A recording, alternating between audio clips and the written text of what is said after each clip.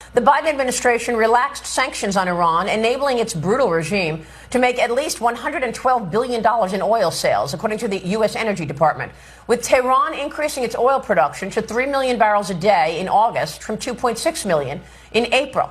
Iran's Ayatollah Khomeini has directed the oil revenue toward funding his nuclear program and terrorist proxies in the region, instead of on its people, many of whom now live below the poverty line. Joining me right now with more is His Royal Highness, the exiled Crown Prince of Iran, Reza Pahlavi, who this past spring traveled to Israel and met with Prime Minister Benjamin Netanyahu. Crown Prince, thank you very much for joining us this morning. Can you assess the most recent threat from Iran?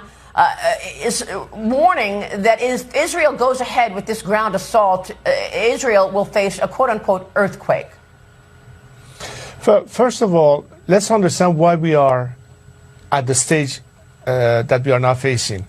From the get-go, this regime was not of a mindset of prosperity and development. It was rather in a mindset of expansionism and exporting an ideology at the expense of its own citizenry.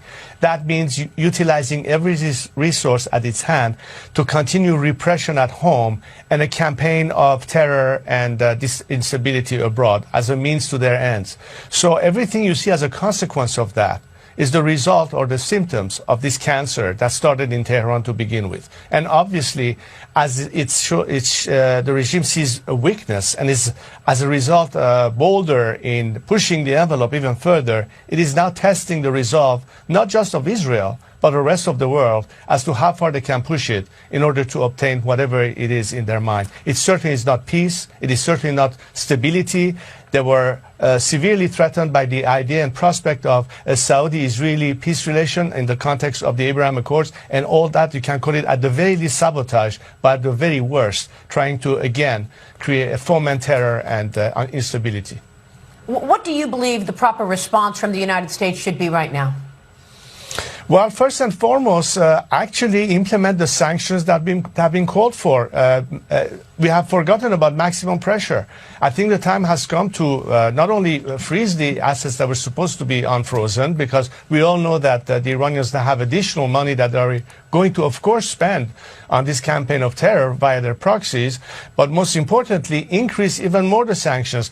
One of the chief operatives behind all these proxies happens to be the IRGC. And we're still questioning why Europe, for instance, America's allies, have not actually put the IRGC on the terrorist list. This is a way to cripple the regime as opposed to, in fact, empower it. And furthermore, and the ultimate solution, and this is something I've been arguing for years, you have today the biggest war going on between the Iranian people and this regime, a fight for liberation, a fight for freedom. And why is that important? Because unlike this regime, which celebrates martyrdom, which lacks terror, we as a nation espouse the very same values of liberty and human rights as you would in America or France or in Sweden. And we are your natural allies, but we have been totally forgotten in this. If you want to solve and cure the cancer, you have to take the eye of the octopus out and not just fight the tentacles. Yeah. So the solution ultimately is Tehran and regime change. I understand that, but what about these other regional groups? You just heard former Secretary of State Mike Pompeo talk about how close Iran is to having enrichment for a nuclear weapon. We also heard Michael McCall, the chairman of the House Foreign Affairs Committee, talk about Hezbollah currently having 100,000 rockets. Can you assess the strength of Hezbollah? Well, again, reason more to ultimately take the eye of the octopus out, because the funding, the support, the strategic partnership that Iran has with a couple of very important blocks of power, meaning China and Russia, in the balance, will determine the outcome of what we see in the Middle East today. So regardless of what Tehran is trying to do vis-a-vis its proxies, or perhaps even trying to challenge and push further for opening a second front to this conflict, we'll have to see how they will respond to today's campaign of Israel defending itself and retaliating towards this act, but also what the rest of the region and the world will respond like. Look, there is terrorism going on right now. It's a war of terror, and everybody in the world of sane mind understand that as long as you have these elements in play, it's a problem that afflicts all. It's not just an Israeli problem. It's not just an Iranian problem.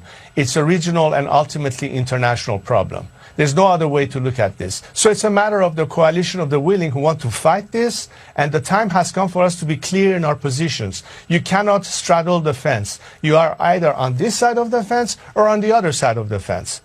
I am on the side of the fence that calls for solidarity with all peace-loving nations and populations who know that together they can bring stability and peace. And we know clearly who our enemies are. I hope the world understands that and clarifies clearly which side of the fence they stand today. What can you tell us about Qatar and the Qataris here? Because here we have this so-called quiet agreement that the Biden administration claims it has made with the Qataris to freeze that money, the $6 billion temporarily. And yet we just heard Michael McCall say that, of course, all of this appeasement has led to this. But do you believe that the Qataris really would agree to hold money back from Iran?